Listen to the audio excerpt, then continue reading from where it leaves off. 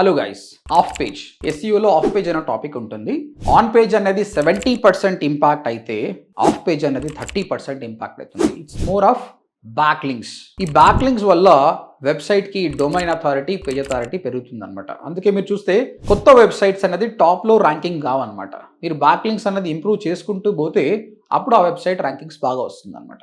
ఇది most of data entry work లాగా ఉంటుంది, బట్ వెబ్సైట్కి చాలా వాల్యూ వస్తుంది. కాకపోతే ఏ ఆఫ్ పేజ్ టెక్నిక్స్ వాడాలి, ఏవి వాడకూడదు, స్పామీ ఏమి ఉంటాయని కూడా మీరు తెలుసుకోవాలి. దానికోసం యూట్యూబ్కి వెళ్ళేసి ODMT ఆఫ్ పేజ్ అని సర్చ్ చేయండి, లేదంటే ODMT SEO చూడండి. ఆ వీడియో క్లిక్ చేసి కంప్లీట్ వీడియో చూస్తే మీకు డైరెక్ట్ సబ్మిషన్స్ ఎలా చేయాలి, క్లాసిఫైడ్ సబ్మిషన్స్ ఎలా చేయాలన్న ఆప్షన్స్ అనేది మీకు తెలుస్తుంది.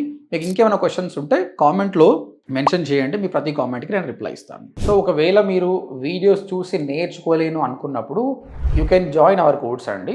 ODMT.in అని టైప్ చేసి వెబ్సైట్కి వచ్చి చూడండి. అక్కడ 2 ప్రోగ్రామ్స్ ఉన్నాయి. 45 days ప్రోగ్రామ్, అది 8,500, and 3 months programme 25,000. Good news ఏంటంటే ఇప్పుడు 3 months కోర్స్ ప్రోగ్రామ్ని మనం 6 months కోర్స్ చేసినాం. ఇందులో 4 months కోర్స్ ఉంటుంది, ప్లస్ 2 months ఇంటర్న్షిప్ ఉంటుంది అనమాట. 6 months కోర్స్ చేసిన స్టూడెంట్స్కి చాలా నాలెడ్జ్ ఉంటుంది. ఓకే, ఇంకేమైనా క్వశ్చన్స్ ఉంటే ODMT.in విజిట్ చేయండి. Thank you.